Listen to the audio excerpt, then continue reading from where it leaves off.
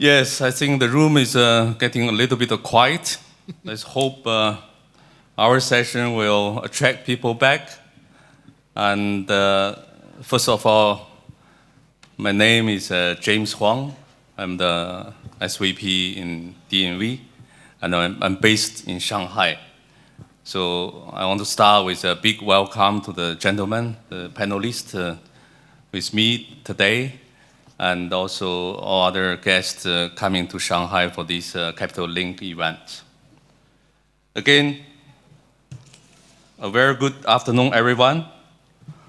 Welcome to Dominating the Waves, Shipowner Insights on Trends and Strategy. This roundtable discussion we will have will focus not only about the day-to-day operation. Actually, we will try not to touch upon day-to-day operation because in the previous session, we have done quite a lot. So we'll try to take a bit helicopter view in terms of strategy and what strategy-based actions we should take, in this turbulent market situation. 2025 marks critical turning points for the shipping industry, where the technological, environmental, and geopolitical forces are collectively reshaping our shipping industry. Particularly with what happened last week in terms of the voting, the IMO's net zero framework. The result of that meeting, as we know, will have huge impact on the world shipping decarbonization process. The other one was a port fees from both the US and China started last Monday, which showed a geopolitical landscape where trade policies, yard selections, and regional regulations are shifting faster than ever. With the uncertainties, we have to pay attention to, and hopefully we can manage those uncertainties.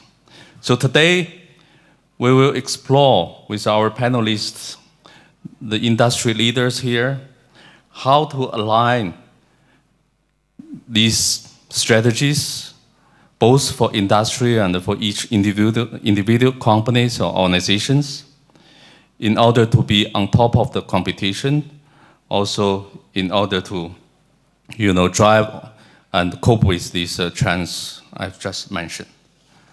So I think we have about 40 minutes. Maybe I've spent about 3. So let me give a quick introduction on our panelists today.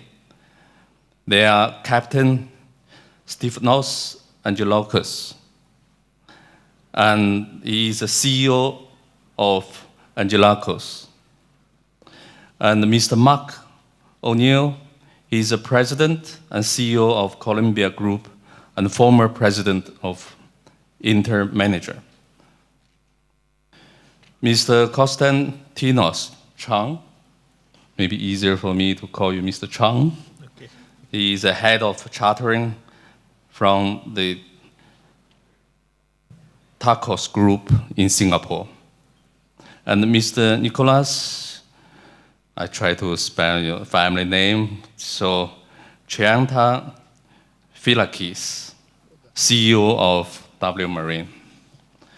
So thank you all for joining. Let's start with the most pressing strategic priority: how to respond to the delay of the IMO net zero framework. In the MEPC's special meeting in London last week, IMO have decided to delay the voting for 1 year for the NZF. Maybe I want to ask each of you, could you have a quick reflection on that meeting result after you hear that? Is it good news for you think, for industry, or bad news? And how this, you think, could impact on our shipping industry, and as well as your organization's strategy going forward? Maybe we start with Mark, if you like. Yeah, good afternoon, everybody. I'm here not as Colombia, but as Scholler Holdings, and we own over 50 ships, and clearly we're interested also in being ready for whatever decarbonization, whatever the route map is going forward. I started today's conference by saying that Friday's vote was a tsunami effect. And, I don't resile from those words. I think what you saw on Friday was a collision between idealism and reality. And once again, it proved that shipping was behind the curve of so many other industries. If you look at what the motor car industry, certainly in the West, is recommitted to the combustion engine as being part of the energy mix going forward. And, I think shipping has been yet again seen to be lagging behind in that reality check. So I think what you now have is that reality check. A lot of countries need energy security. Energy security doesn't come from renewables, it comes from fossil fuels. Many of the Western economies are broken. They just simply haven't got the money to invest in the infrastructure to provide alternative fuels, and the refineries and the other infrastructure needs to allow for that renewable green energy to come through. There's considerable social unrest. There is unproven tech. All of these factors make it less and less likely that fossil fuels will be phased out as part of the shipping industry's decarbonization drive. I think certainly from our perspective, the vessels we've built have always been ready for some of those renewable fuels. And listening to some of the other panels, when we talk about vessels that are capable or ready to burn alternative fuels, most vessels are ready, not capable. And to get them capable is a massive, massive step. So I think looking forward, the uncertainty actually gives us a bit of certainty. The decisions we made to be ready, not capable, seem to have been borne out, and that the mix going forward will probably be led by fossil fuels, but fossil fuels with less carbon imprint, so much more emphasis on optimization on some of those techniques that were talked about on the last panel. So fossil fuels with optimization, with all of the techniques and technologies that is available, and in certain specific niche circumstances, some of these alternative fuels, perhaps they work for the liner companies, perhaps they work for other niche operators, but they'll certainly be in the mix. And then probably the spectre or the opportunity of nuclear is probably the white knight waiting in the wings, which will come in 5, 10, 15, 20 years to be added to that mix.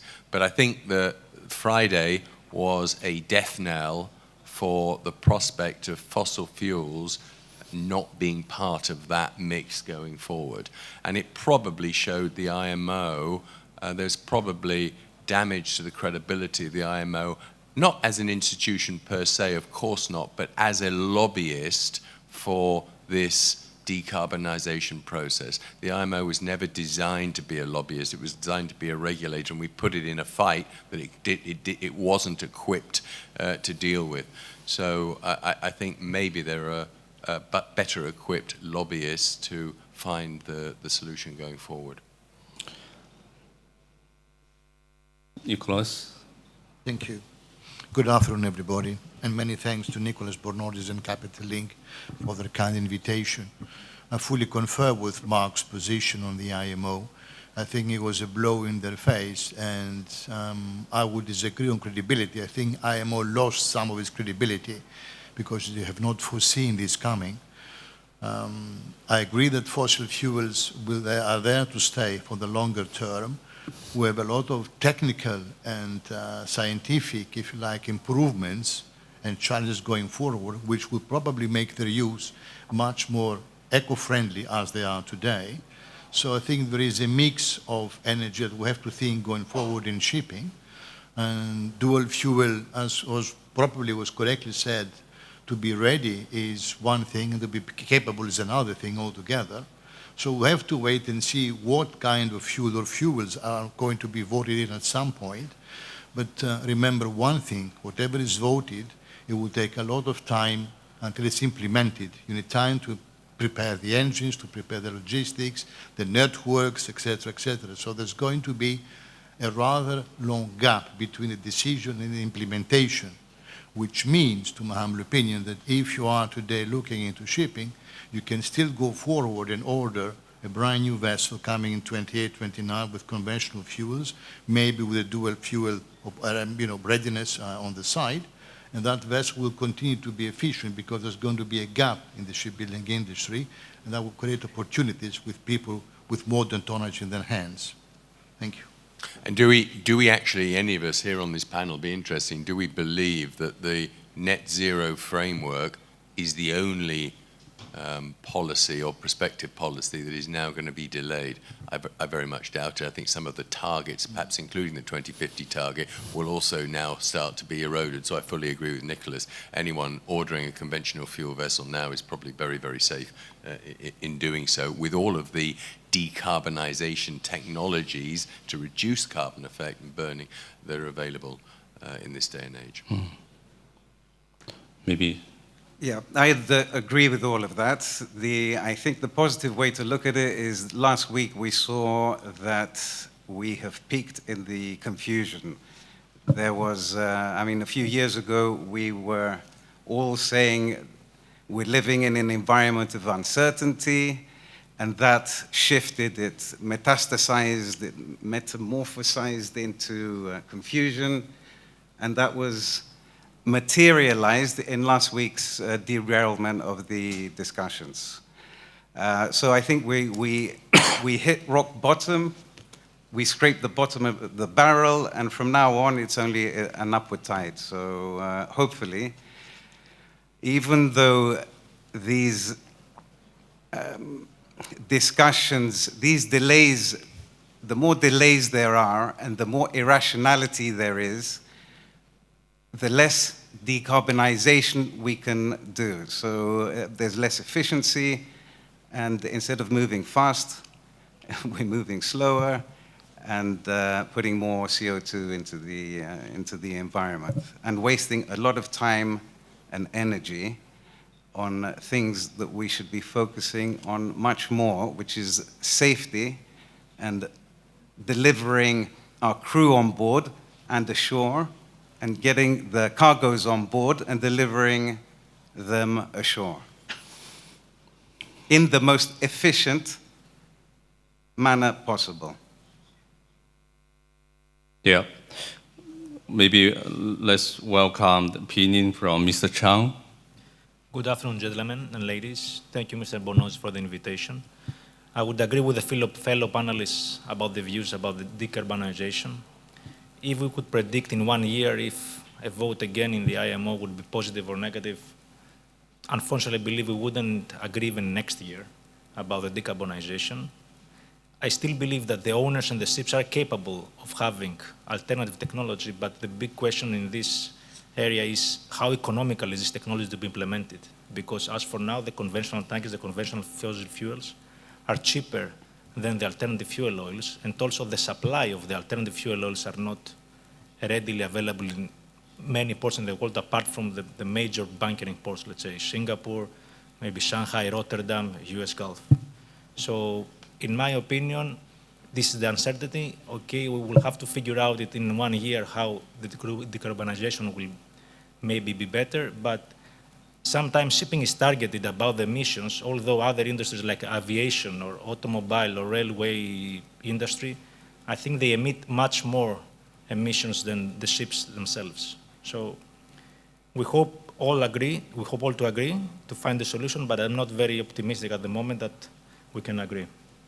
Nikolas, you want to add on? Yeah, Jim, just to put, there's a wild card on table right now as we speak regarding fossil fuels, and that's carbon capture.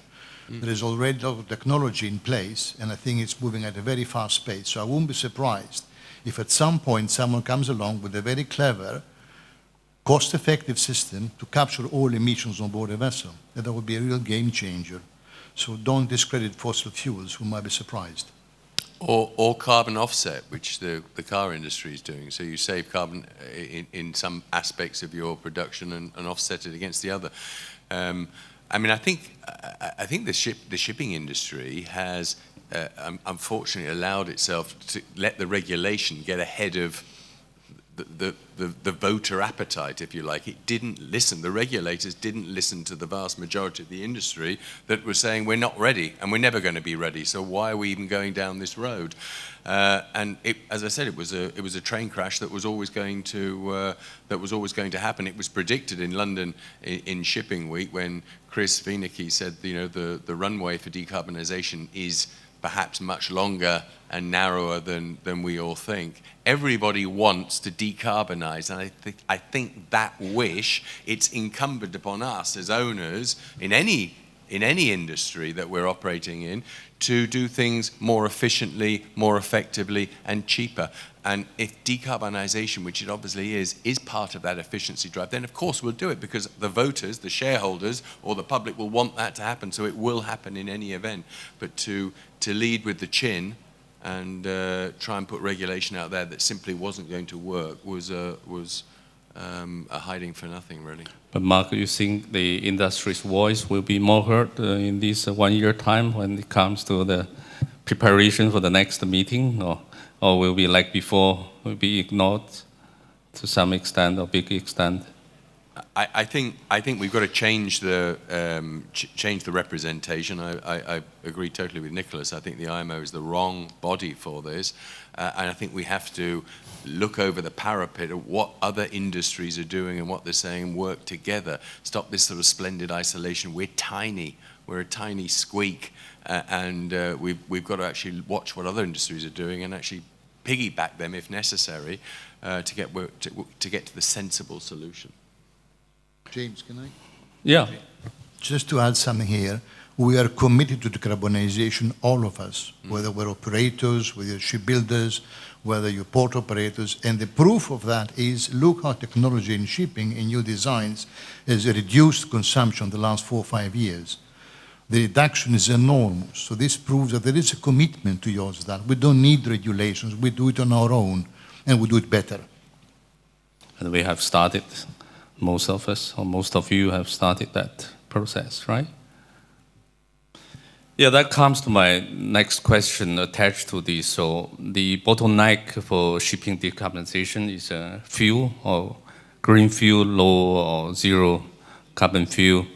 So how you position yourself in your strategy making when it comes to fuel choice, and the approach you would take either to partner with the potential fuel suppliers, or you take the attitude, wait and see more. So maybe, Mark, you want to comment on that?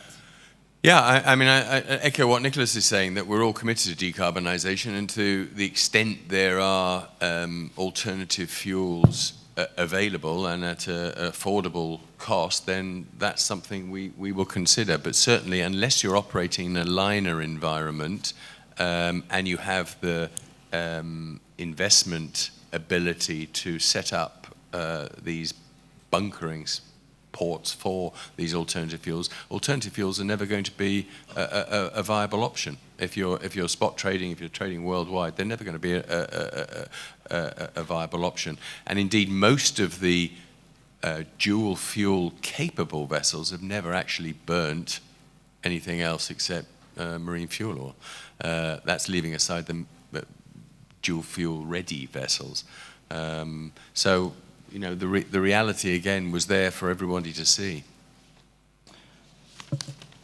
And how you see China's position in this respect when it comes to the potential of future suppliers for green fuel, especially the electric fuels? Nikolas? China has been driving the market for the last 20 years, and we're all here thanks to China. And the prosperity into shipping, to a large extent, is thanks to this country and its massive and very successful transformation. China has shown that it can adapt to the new circumstances, becoming now a pioneer in many respects, So I'm sure they'll be able to come up with solutions once and when the fuels are actually adopted. But I agree with Mark, it's very difficult to adopt, to find logistics and, for instance, expect to find green methanol in Maputo. That's out of the question. So what we have to do is to optimize as much as we can. I think there is still some room for optimization in main engines and in reducing consumptions, and then we have to wait and see what the next game is. But I believe, as I said before, we might be pleasantly surprised with carbon capture. Yeah, I think this delay of the net zero framework also will have negative impact on the upstream's investment in terms of the green fuel investment, particularly in China. There are many projects being planned, but not really, effectively implemented. So, but you start with a very interesting topic, Nikolas, about these, the energy efficient or energy saving devices, and also the focus on the future technologies in that respect. Maybe Mr.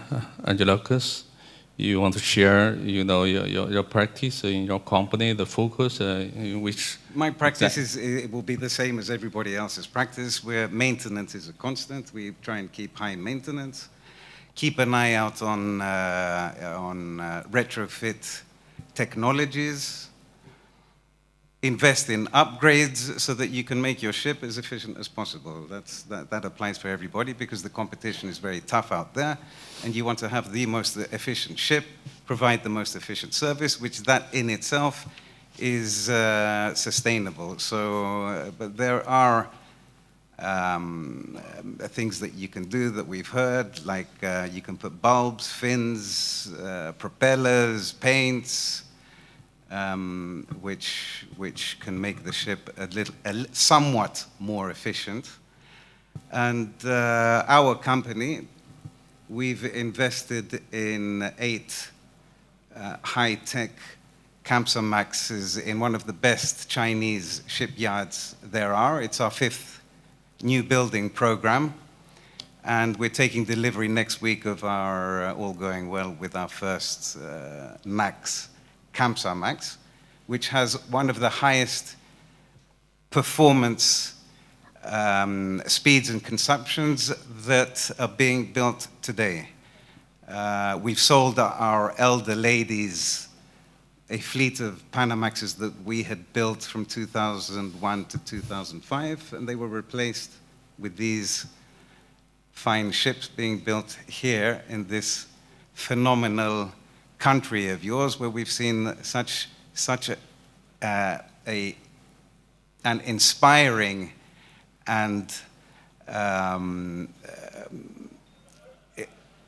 a great example to the world of how a country can evolve like China did from 89 to today. Very good. I think you triggered my next question very naturally. And obviously, you are a big fan of Chinese-built ships, and you have done that. Probably you have only built your ships in the past 10 years in China. And with these geopolitical impacts started from the US, and later on, the Chinese authority catch up. So from last Monday, basically both sides applied the port fee for either Chinese-built ships or, non-Chinese-built ships, or American-owned. So, yeah, how is that will affect your longer-term strategy or change your strategy when it comes to where to build the ship? It doesn't at all. The same, in principle, nothing really changes as far as running a shipping business is concerned. You need to follow certain principles all the time. One of them is expect the unexpected. Another one is ta pandari. The ancient Greek philosopher Heraclitus said, the only constant is change. Now, we're, as I said earlier, we've moved from an era of uncertainty. It morphed into confusion, I think that's bottomed. And now we're going to, I think this next year will be an opportunity for the decision makers to take a step back and listen, understand, evaluate, and respond. And that could be done with the assistance of the IACS, the International Association of Classification Society, as an independent authority which is qualified and reputable to provide a study with scenarios, with simulations that can be presented in a manner where a good, sound decision can be made. Very good. Mr. Chang, you are in charge of chartering business in your company. So will this also affect on your strategy or future, both strategy-wise or the preference-wise when it comes to the chartering ships? No, in the future, our strategy will remain the same. We'll have to adapt as well. We are building also 7 ships in China. We are stock listed US company, but doesn't mean that we're stock listed in US, so doesn't mean that we are US owned or US operated. It's a bit ironic if you read the news that lately in other stock listed companies, many board members are resigning in order to meet the quota for not having problems in going to China. But I think these are political games, mind games, name it however you want. I think in the end, logic will prevail, and we'll find a solution for all the ships to call to China without any problem, either if they are stock listed or US operated, or there's a way of novating the agreements, changing the charters. So this will not be a problem because shipping can always adapt in any situation, and it will affect positively the rates. The rates have spiked up. But in the end of the day, everything will go back to normal, in my opinion. I think China is so far ahead in shipbuilding and so beneficial cost-wise that the reality, this is again another collision between idealism and reality. Reality will prevail. We have to build our ships in China. There is no other realistic choice given the quality that we now are able to achieve and the cost. So once the geopolitical situation calms down a bit, which I'm sure it will, and good sense prevails, as Stephanos said, then people won't change their strategies about where they build simply because of this tiny point in time. Nikolas? We're also proponents of China. We're actually building 4 ships as we're speaking to China. We believe very much in the capabilities of this country. We have very good vessels coming out of China. The world is moving. The trade war at some point will stop because people will realize that it's completely insane to have these tariffs flowing left, right, and center. At the end of the day, it will just cause more damage to the consumer than good. And don't forget that the American side is nice to criticize everybody else, but they do not have a fleet in the water. Remember that. So China does and has a very big fleet in the water. So I'm not sure that the tit-for-tat trade war will last forever. And that will, of course, not make us deviate. Our strategy is very long-term. Shipping is a very long-term business, by the way. It doesn't change from one day to the other. So we need to have keep a steady course. And at the end of the day, you'll be rewarded for that. And I think, one of the things I think surprised all of us about Friday was that there was no plan B. And in fact, the fact there was no plan B was celebrated. As ship owners, we rely on business continuity plans. We did when COVID hit us, and we got through better than any other industry. We weather the storms that present themselves, and not to have a plan B, C, D, E, F, and G is simply inexcusable. One has to have those alternatives and that flexibility to be able to make a success of trading in this, very uncertain world. James, can I add something quickly? Sure. If this situation continues and does not get pacified at some point, what you will see will be a major disruption in trading routes and patterns. Look what happened with soybeans. Moment these tariffs got into motion, Brazil was the bigger winner because China bought soybeans from Brazil. And as we speak today, there's a new hub opening up in northern Brazil to have exports of soybeans basically hitting out New Orleans, Mississippi, and you have new shipments coming out to China via the Panama Canal. So the industry adapts one way or the other, and shipping benefits from disruptions. Don't forget that. I also, sorry. Yeah, Mr. Chang. And also, in my opinion, it's very difficult to prove, let's say, a vessel cost in China if it's Chinese owned or Chinese operated. So it's versus the authorities' word versus the owners, ship owners' word. So it's very difficult to do the due diligence. It will delay a lot of things. It will delay the discharging operation. So it's not doesn't benefit anybody this to be continued, in my opinion. Yeah, probably you have read the news that there will be also the trade talks on higher level between the two countries happening in a couple of weeks' time. So let's hope they can find a way to get along or work together each other between China and the U.S.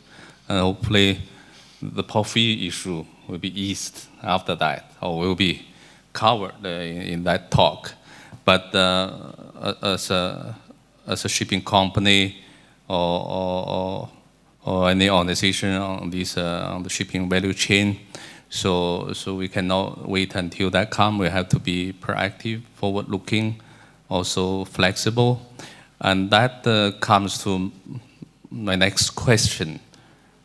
Not only back to the technology, but what is really, taking a very crucial role in the shipping transition, which is digitalization strategy. Mark, you have been the one as a CEO in Colombia, started with the digitalization transition strategy, and you have developed a lot of tools, I understand, which really benefit both when it comes to the operation optimization, but when it comes to respond to these uncertainties, both NZF, also the geopolitical, kind of development or future development.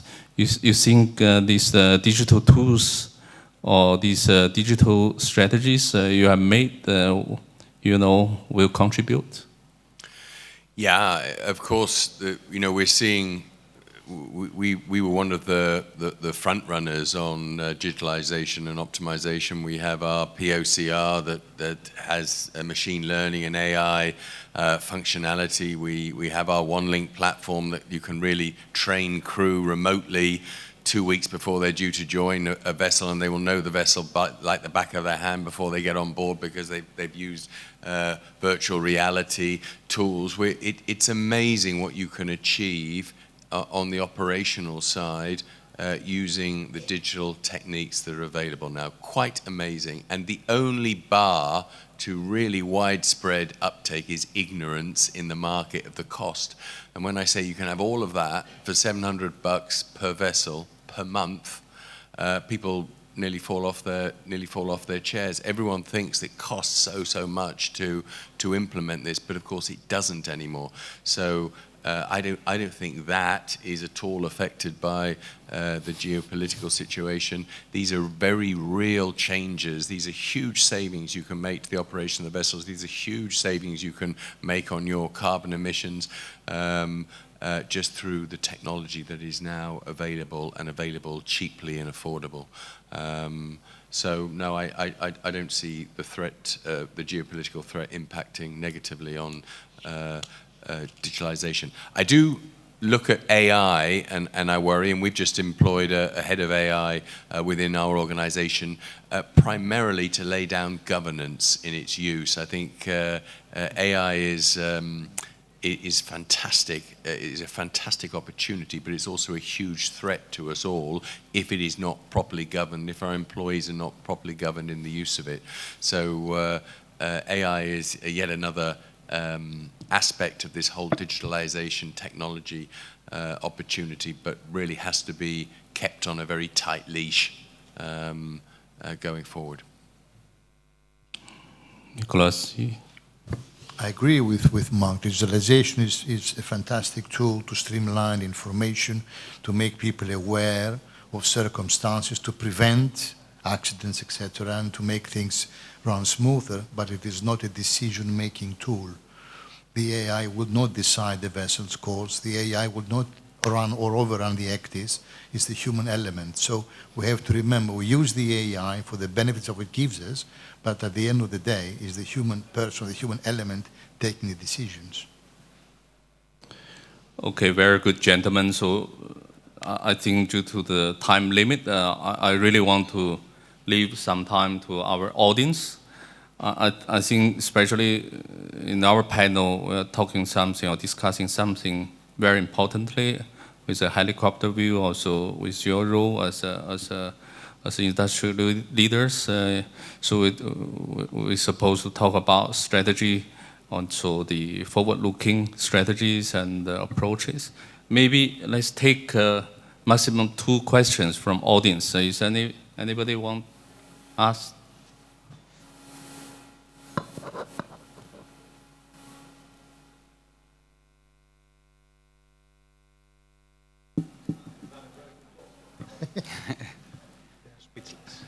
Okay, I think I know we have very hectic program for the rest of the day. Well, I'd like to ask, but it's not to you, it's to the IMO.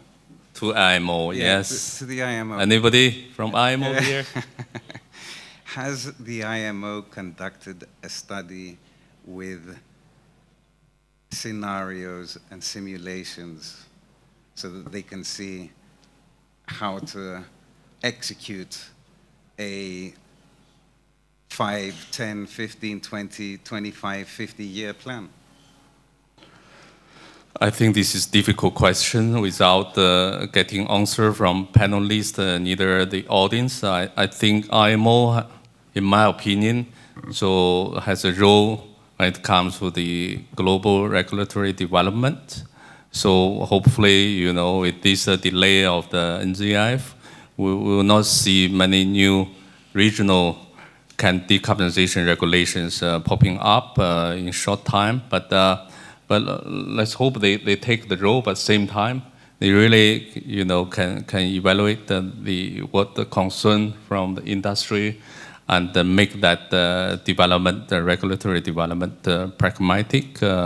Also, the workable and not really over-ambitious. It's not the DNV opinion, but my personal opinion. So with that, let me give a chance to each panelist with one closing remarks for today's session. Maybe we start from Nikolas, and especially around how to turn uncertainties into certainties in this turbulent time. I think we'll always be facing uncertainties. Shipping has been thriving on those over the years. They're not going to stop one way or the other. We have to follow and navigate through them, keep a steady course, take cool decisions, and try and adapt along the way. There's no need to get panicked. There's no need to try and overrun ahead of things. Just try to analyze what is available, watch out, and adapt. Mr. Chang? I agree with Nikolas. We have to take the seat back and just wait to see how the things are going to evolve. We don't need to jump on the gun about technologies, about situations, about anything. Shipping will still be the driver of transporting the goods. We're in good hands, and collectively, all together, we'll find the solution for all the problems going ahead. Mark? I think the events over the last few days, as I said, are a triumph of reality over idealism. And actually, in the uncertainty, there is a degree of certainty. We will have fossil fuels probably leading now the mix going forward for the next lifespan, certainly of the next order. And that's fantastic from an investment point of view. What comes thereafter, watch this space. But I'm sure some of these goals that have been set in the past will also be chipped away at and eroded as that realism takes a hold and goes forward. Mr. Angelakos? Keep a tight ship, keep it as efficient as possible, And in the meantime, keep cool, calm, collected, and a calculated navigation towards a collective vision. Very good. I think the model shipping world, maybe in the last couple hundred years, has always been with different uncertainties. But as old saying that we cannot control where the wind coming from, but let's set the sail. So with that, I want to conclude my session, and I see the audience more coming back. That prove we all have done good job. And thank you very much again, all our distinguished panelists, and thank you also for audience for your patience and engagement. Thank you again. Thank you.